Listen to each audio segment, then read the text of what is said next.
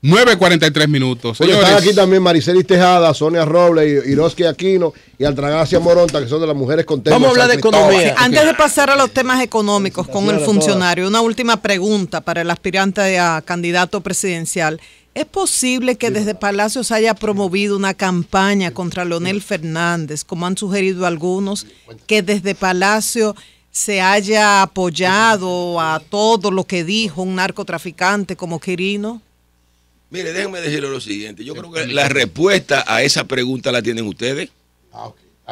La tienen ustedes, porque ustedes mismos anunciaron aquí, explicaron. Yo vi a Julito Martínez explicar de manera detallada que Quirino intentó comunicarse con el país a finales del año 2013.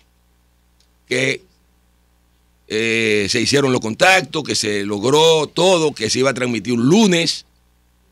Y una de las causas por las que eso no se pasó fue porque el presidente Danilo Medina le pidió que no la pasaran. O sea, no, fue porque Quirino no tenía prueba de lo que iba a decir. Entre otras cosas, yo entiendo. Por lo que iba a decir. Entre otras cosas, yo entiendo que eso no se pasó. Entre otras cosas, sé que está de por medio, que el papá de Víctor Gómez vino y habló y todo ese tipo de cosas. Pero yo me pregunto, bueno, si por iniciativa del presidente Medina se suspendió esa transmisión a finales del año 2013, bueno, se veía que el presidente Medina sabía muy bien las implicaciones que iba a tener eso. Entonces, yo personalmente creo fervientemente que nada de eso tiene que ver con el Palacio. Nada de eso tiene que ver con el Palacio. Estoy de acuerdo contigo, hay que buscar las explicaciones por otro lado, pero no desde el Palacio. Primero porque yo conozco a Danilo Medina y sé que Danilo es incapaz de propiciar situaciones como esa. Ingeniero Juan Totalmente de acuerdo contigo. Pasando al campo económico. Durante los últimos años, diversos presidentes, tanto el expresidente Fernández, el expresidente Mejía, como ahora el presidente Danilo Medina, anuncian con bombos y platillos que la economía dominicana ha tenido un alto crecimiento, que el Producto Interno Bruto, que las inversiones, etcétera. Sin embargo, ese crecimiento económico que reflejan los números y los informes del Banco Central no se corresponde a lo que vive la familia dominicana. Mucho crecimiento económico, pero todos los días los artículos de la canasta familiar más caros, todos los días una situación de inseguridad en las calles. ¿Cómo hacer para que ese crecimiento económico que presentan en números le lleguen beneficios tangibles a los dominicanos? Mire, yo le voy a decir a ustedes que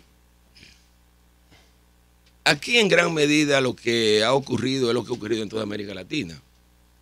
O sea, ha habido progreso, sin lugar a duda, pero progreso en donde no se ha podido resolver el tema de la pobreza y el tema de la desigualdad. Ese ha sido el grave problema de América Latina. Yo siempre pongo de ejemplo para que podamos ver si ha habido o no ha habido progreso.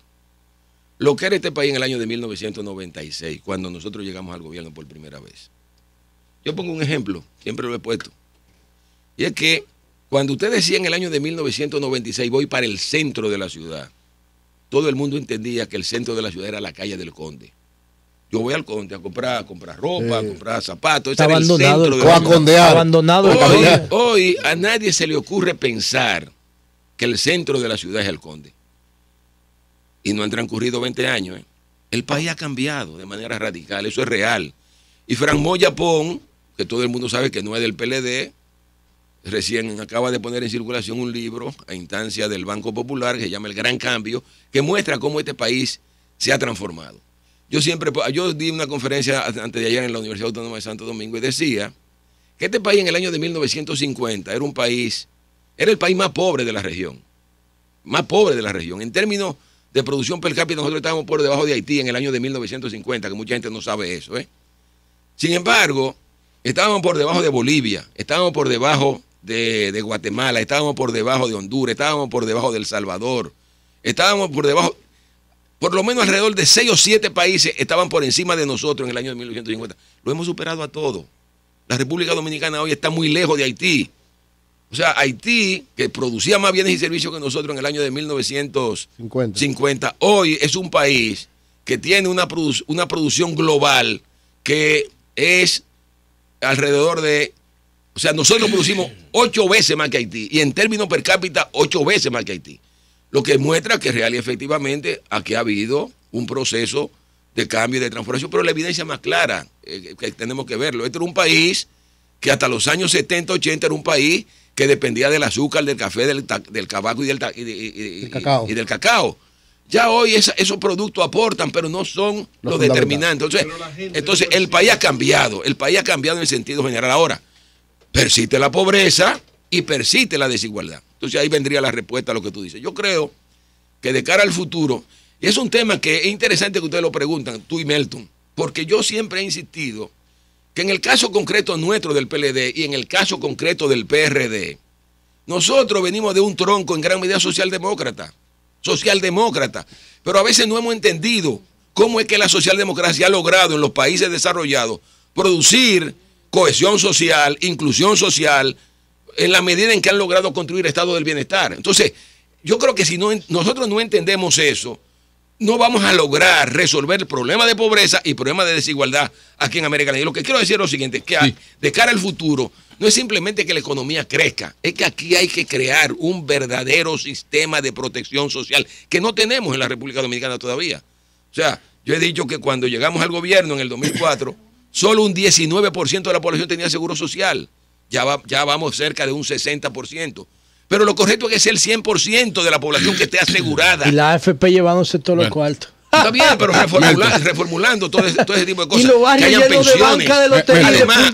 Además, que se paguen buenos salarios, porque un elemento fundamental de la inclusión social es que se paguen buenos salarios. Aquí, lamentablemente, nosotros no hemos logrado todavía, al día de hoy, volver al nivel del salario real que teníamos antes de la crisis bancaria del 2003. Y eso es muy interesante para que entendamos los efectos de las crisis. La productividad laboral ha crecido. ¿Quién produjo esa crisis? No se ríe. Tu pregunta vamos con tu pregunta, Melton tiene a Hipólito. Vamos con tu pregunta. No se le va una. Bueno, sí. Ingeniero Temístocles Clemonta, yo creo que conozco más o menos sus acciones políticas. Lo conozco hace mucho. Usted, tal como dice José Lalú, distinguido PLDista, tienen 15 años en el poder. Usted que es un planificador. ¿Por qué este desequilibrio en la inversión social, económica, estructural de todo el país? Usted ha dicho que la capital es verdad, nadie la conoce. Y es verdad. Pero ¿por qué se invierte tanto en un solo lado y no se invierte en el sur? Su sur, que vi que usted mandó a construir un ayuntamiento en Vicente Noble, una iglesia en él es de San Cristóbal, pero él lo ha mandado a construir. Usted, ¿verdad? Apoyamos al a una iglesia en Jaquimella. Entonces se ven cositas en el sur y no se ve una planificación para desarrollar una región como esa, y hay un desequilibrio en la planificación.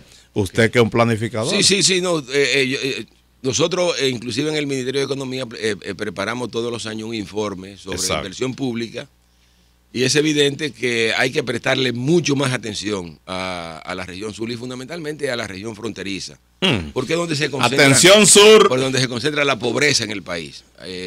Inclusive llama poderosamente la atención cuando uno ve el censo del 2010, que se está despoblando esa zona porque la gente se va de ahí porque no ve oportunidad. Entonces hay que hacer grandes inversiones en esa zona. Exacto. Declarar la prioridad nacional. Yo creo que hay que... atención periódicos. Viabilizar que la gente que vaya a trabajar a esa zona reciba un tratamiento especial. Hay que hacer infraestructura. Yo, si llegara a ser presidente, yo voy a construir la carretera del norte al sur por ahí. La voy a construir por ahí, Y voy ¿Por San Juan? Por la frontera. Voy a construir una... La que desechó Danilo. A conectar Montecristi con Pedernales, toda esa zona con una buena carretera. Hay conexiones, hay conexiones por ahí que permiten conectar a la región sur con el norte, que están ahí, que son carreteras, que lo que hay que rehabilitarla y hacerla bien. Pero por encima de todo, darle un tratamiento especial a la gente que trabaja en esa zona. Militar que vaya a la zona fronteriza, militar que reciba un salario diferente al que no está en la zona fronteriza. Profesor que vaya a la zona fronteriza, profesor que reciba un salario diferente. Mejor. Pero por encima de todo, garantizar servicios de calidad para que la gente que esté ahí no se siente lejos del país. La percepción que uno tiene cuando va a la frontera es que uno se ha alejado del país. ¿Pero por qué? Porque no hay los servicios que hay aquí. O sea, que haya buenos servicios de internet, buenos servicios de telecomunicaciones, para que el que esté ahí no se siente aislado. Internet, Bueno, pero por José, vamos contigo inmediatamente para pero en la carretera internacional no cabe una carreta, Ok. señores. Pero la va a hacer la carretera. Ok. Eso no existe, eso es mentira. 9:54 minutos, José. Lo que hay que La prestar frontera no atención- existe. lo que hay que prestar Eso es atención- virtual. Lo que hay que prestarle Ok. atención a la frontera, a esa zona. Puso el Ustedes sol en tienen el 15 plan. años gobernando y la frontera es virtual. Bueno, No existe, eso no Yo existe. estoy diciendo que si llego a ser presidente, yo le voy a prestar atención a la Bueno, frontera. 9:54. Miren, señores. Cógelo ahí. Temo hablaba de socialdemocracia en el PLD. Bueno, lo que yo veo en los barrios, que los camino todos los fines de semana, es que los barrios están llenos de puntos de droga y de banca de lotería. Eso es un infierno lo que se vive ahí. Pero además, ayer teníamos un experto en seguridad chilena aquí. Y yo le decía que cómo ellos controlan la informalidad para la transparencia del gasto electoral. hay Y él me informalidad decía, en Chile. en Chile no hay informalidad. El Estado de Chile tiene más información que todos los ciudadanos. En la República Dominicana, dice el Banco Central, que más de la mitad de la economía es informal. Ok. El PLD, mi partido, tiene 15 años en el gobierno y no ha podido bajar esos niveles. Entonces, ¿cómo nosotros vamos a construir un Estado social y democrático sobre la base de ese infierno que se vive en el seno de la población? Ok. Sí, mire, José, Dice Vincho, José, más de 35.000 puntos de droga hay en República José, Dominicana. en Chile hay informalidad. ¿Hay más? Oye, en Chile hay informalidad. Él dijo que O sea, no hay. bueno, Eury, ¿no dijo él? Él dijo que Sí, no ok, había, pero- No, pero hay informalidad. Bien. O sea, ese es uno de los graves problemas de América Latina. En todos los países de América Latina hay informalidad. Yo lo que insisto es que aquí en la República Dominicana, nosotros que siempre hemos planteado, nos hemos planteado como fuerza progresista, lo que tenemos es que apostar a incluir a todo el mundo. El grave problema de la ciudad dominicana, y que explica eso que tú estás diciendo, es que aquí hay una parte muy importante de la población que está excluida, que no se siente parte, y por eso recurre a todo eso. Porque desde el Estado no hemos podido crear las condiciones para que todo el mundo se sienta parte. En la medida en que en la República Dominicana sigamos teniendo los niveles de pobreza que tenemos, estamos hablando de que en función de la línea oficial, alrededor de un 36% de la población vive por debajo del nivel de la pobreza. Estamos hablando de casi 4 millones de dominicanos que viven por debajo del nivel de la pobreza. En la medida en que no logremos superar eso, vamos a tener esta situación. Y por esa razón, el esfuerzo que hay que hacer desde el gobierno es enfrentar esa situación, pero en un contexto también... ¿Pero cuándo lo vamos a hacer si ya tenemos 15 años gobernando? Pero trabajando. El problema es que hay que trabajar para crear condiciones sobre la base de poner Vamos a hacer en marcha cambios para que lo políticas. hagamos, no lo ¿Qué mismo cambio? como tú Claro, quieres, claro, vamos a hacer claro. cambios. Ese Claro, modelo, vamos a ese llevar otro modelo no librito. sirve. ese- Ese modelo político no sirve. y Nada más nos Víctor y yo beneficiamos callados. nosotros los políticos, pero el pueblo no. Y Víctor y yo es callados. producir los cambios que son necesarios para que a la hora de gobernar se sepa Bueno. que se gobierna para la gente.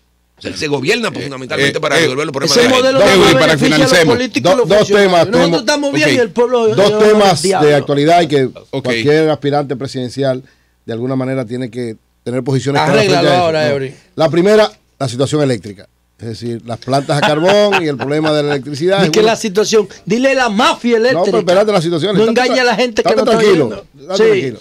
Uno, el problema eléctrico. Estas plantas realmente van a contribuir a Sí, claro. paliar un poco la situación y cómo manejar esa situación de cara al Y futuro. lo La otro- segunda, el problema fiscal. Decía un informe de la CEPAL en estos días que nosotros estamos muy por debajo del promedio de América Latina y que, como ven las cosas, decía CEPAL, como que no hay posibilidades de, en términos de mediano plazo, poder aumentar lo que es nuestra presión tributaria. Bueno, yo te voy a decir lo siguiente, comenzando por esa última parte que va en la tónica de José. de responderle a la luz. Mientras esa situación se mantenga en la República Dominicana, la luz que se olvida de pensar en resolver los temas. O sea, que mientras están hay una presión tributaria tan baja, no vamos a poder pero desarrollar. es que aquí, el grave problema de aquí es que nosotros queremos un Estado, o sea, nosotros queremos vivir como se vive en los países desarrollados pagando impuestos de países de África. Mientras aquí estemos pagando Es verdad. impuestos como se paga en Pero África, por- aquí no vamos a Pero ¿y por solucionar qué el nosotros problema. somos gobierno? ¿Por qué nosotros no lo cobramos los cuartos? Pero está Oye, bien, oye. pero aquí hay un problema. Cada vez que aquí se plantea el tema fiscal, Hay un lío. Hay un lío, hay un problema. No hay lío. Sí, hay Es un que no problema. hay determinación Y entonces, para cada hacerlo. vez que alguien plantea el tema fiscal, lo quieren convertir en enemigo. Que ese es un enemigo de los pobres. Y resulta que las reformas fiscales se hacen es para resolver el problema de los pobres, no es ni siquiera para resolver el problema de los ricos. Pero aquí cuando cualquiera plantea desde el gobierno, hay que hacer una reforma fiscal para darle más capacidad al gobierno. De una vez comienzan a decir, pues eso claro, porque la mitad no paga. Lo que pagamos tenemos que pagar más de 40. Lo que estoy diciendo, la mitad no paga. Que ese es uno de los problemas del Estado dominicano que hay que resolver. El tema de que con esa baja presión tributaria, tú no puedes pretender que este Estado se comporte como Estados Unidos, se comporte como España, se comporte como Francia, donde hay verdaderos sistemas de protección social. Tomando la palabra, ¿de dónde puede crecer la presión tributaria, el tamaño de gobierno, de cuáles nichos puede crecer? Porque ya nosotros pagamos 29 de impuestos sobre la renta, más el ITEVI más los activos. ¿De dónde puede crecer? Está bien, o sea, yo sé que hay un problema serio que tiene que ver con el tema de la informalidad, a la que ustedes han hecho referencia. Claro. Pues ni a pagar que no paga. De que un 50% no paga. De la producción nacional o de la gente que trabaja es informal, es un factor que contaría. Claro. Tenemos pendiente lo de la industria eléctrica ya para finalizar. No, lo de la industria eléctrica es lo siguiente. Yo creo que la política que ha puesto en marcha el presidente Medina va en la dirección correcta. Yo creo que el esfuerzo de instalar nuevas unidades para generar a precios más baratos, eso es lo correcto. Obviamente esto tiene que combinarse, y lo están haciendo también, con tratar de reducir las pérdidas en las empresas distribuidoras, porque en la medida en que se combinan las dos cosas, eso es lo que nos va a permitir menos transferencias desde el gobierno al sector eléctrico, que es un problema serio, porque en la medida en que tú transfieres todos los años 1.200, 1.300 millones de dólares al sector eléctrico, esos son recursos que muy bien tú dejas de utilizarlo para la salud, para la educación. Y Coyentri, Julio, no le vamos a preguntar. Mire, yo sí, Julio, antes de que se vaya, solamente destacar la presencia y le felicito porque veo en su equipo a un gran diputado. Un diputado de Santiago. Hay varios ahí, hay varios diputados. Pero perdónenme, porque yo quería referirme a mi amigo el diputado Dilepcio Núñez de Santiago. Pues yo quiero referirme al diputado Manuel Díaz también. Yo también. Perfecto, está en su derecho, pero yo quiero destacar la presencia del diputado Dilepcio Núñez. Y qué bueno también, Temo. Yo quiero destacar la presencia del diputado Manuel Díaz. Pero que ya se destacó al principio lo de Manuel, pero no se había mencionado. Lo de Dilepcio también se mencionó. Bueno, pues yo lo menciono y para mí me honra con su amistad. Mira, también destacar, Temo, usted sabe qué es lo bueno de cuando se hacen estos ejercicios de candidatura como la suya emergente. Todas estas caras que están aquí, o la mayoría de estas caras que están aquí, son personas nuevas, jóvenes, y aunque algunos tienen experiencia, pero es la primera vez que se le ve en la primera línea de un proyecto político. Sí. Y yo creo que eso es saludable para la democracia y para todo el... ¿Para cuál democracia? Bueno, señores, gracias a Juan Camilo por presentar el candidato presidencial del Partido de la Liberación Dominicana. ¡Se siente! ¡Debo estar presente! ¡Se siente! ¡Debo presidente! ¡Se siente! ¡Debo presidente! ¡Cambio fuera!